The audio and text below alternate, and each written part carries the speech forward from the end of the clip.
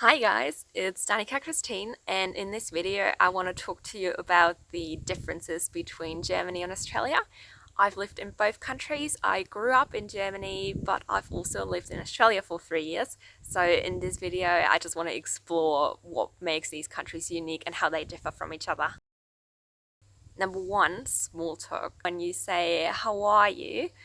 in Germany, you're meant to give a negative answer. You're meant to say, "Yeah, I'm good, but," and then you start whining. You talk about your problems, and then the other person talks about their problems, and that's how you connect in Germany. Whereas in Australia, you have to say something positive. You have to stay positive, and you have to, just say something good about your day or what you're doing at the moment. And that kind of leads us to number two, which is national identity and national pride. In Australia, everybody is very proud of their country. They love Australia. And sometimes to an extent that is, yeah, it's difficult to understand, let's say, for people from other countries, why people think Australia is that much greater than any other country. Whereas in Germany, national pride, for a long time, it was almost a taboo. It was almost not okay to be proud of your country. So that is one of the big differences, I guess. In Germany, also, national pride is almost solely reserved for the football season when everyone gets out their German flag and, gets all excited about football. But otherwise, national pride is kept quite low. Obviously, the weather is also really different. In Germany, winters are really cold and summers are pleasantly warm, but unfortunately it also rains a lot in summer. Like, most rainfall is actually in the German summer, whereas in Australia, and here I can only talk about Melbourne because that's where I lived, but in Melbourne winters are quite mild and summers are really nice and warm. And because winters are so mild, you basically skip the actual winter, so there's no snow or anything like that, no ice. So the coldest months of the year are July, August, and that's not any colder than, let's say, November in Germany.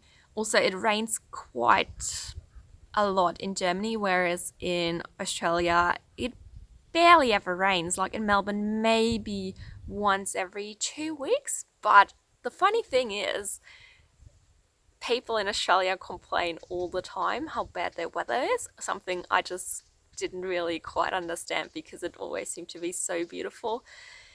But I guess that leads to difference number four, and that is the houses. In Australia, I kind of can see how complaining about the weather comes back to how the houses are made in Australia, because a lot of the time you have gaps this big under the front door and there's no double glazed windows and things like that. So houses get really cold in winter and there's no proper heating in most houses. And I guess that's why people there like to complain about the weather, when I personally don't think it's about the weather, it's more about how houses are made. And I also found that houses are very, very expensive, especially for the quality that they are. So that's kind of a downside there, that the housing market is just crazy in Australia. Most people in Australia are homeowners. Renting is kind of looked down upon a bit. It's, I guess, for young people, whereas in Germany, a lot of people are happy to rent. Being a homeowner is not a must, and homes generally are much more affordable. And I find they're also more well made and obviously more suitable for the cold climate. Germans also tend to live much more in apartments rather than houses, and that leads us to number six, towns, villages, and cities. German cities are much more compact. They're much smaller in size for the same population because they're not sprawling as much, because people are living in apartments instead of houses. And there are not as many big cities in Germany. So Germany has 80 million people and only four cities over 1 million. Most places are a lot smaller than that. Most people actually live in the country. And in Australia, that's quite different because there's five cities of more than 1 million people for only 20 million people overall. So most people in Australia don't live in the country. They don't live in the outback. They actually live in big modern cities. I found that the regional centres in Australia weren't as well connected as they are in Germany. And there's huge distances you have to drive between big cities. For example, I think Melbourne to Sydney is about a 10-hour drive. And that leads us to point number 6, and that is transportation. In Australia, everyone pretty much has their own car, and even in the big cities, public transportation is not very frequent, it's not very reliable, and I found it quite annoying to have to rely on public transport.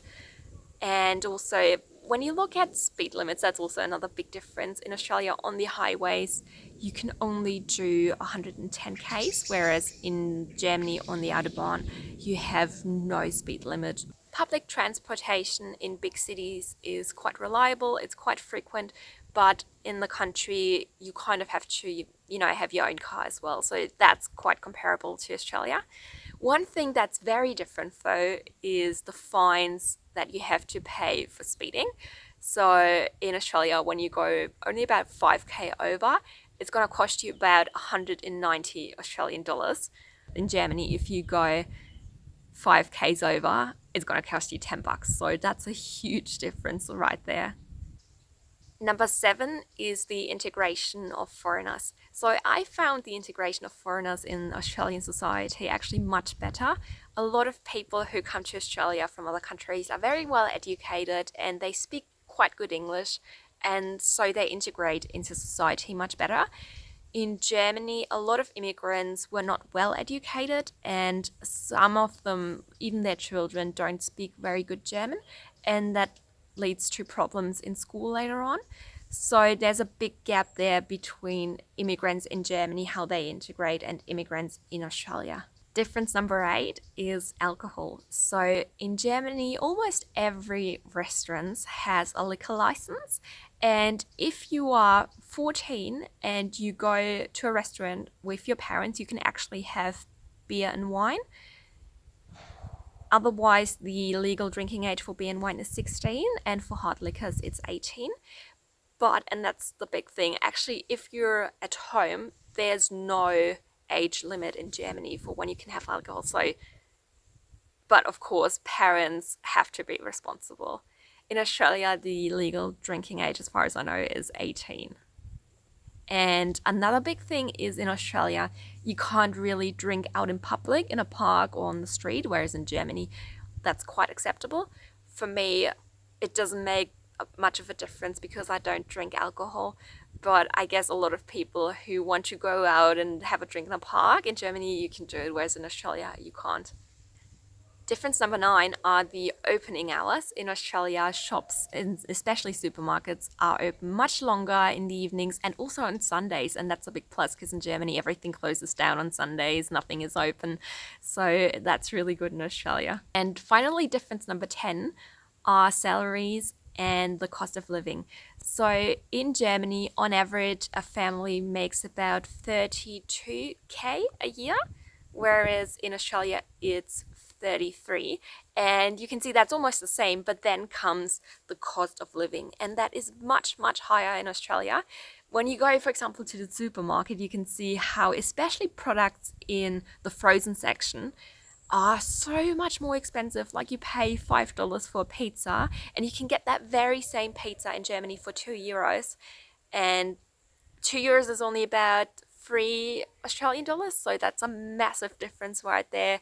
Also, I think I've mentioned it already, the price of houses is much more higher in Australia. And so overall, you have the same money coming in, but life is way more expensive in Australia than it is in Germany. So those were the main differences that I found between Germany and Australia. Let me know in the comments down below if you're aware of anything else, if you've been to both countries, and please subscribe to my channels for more videos. Bye guys!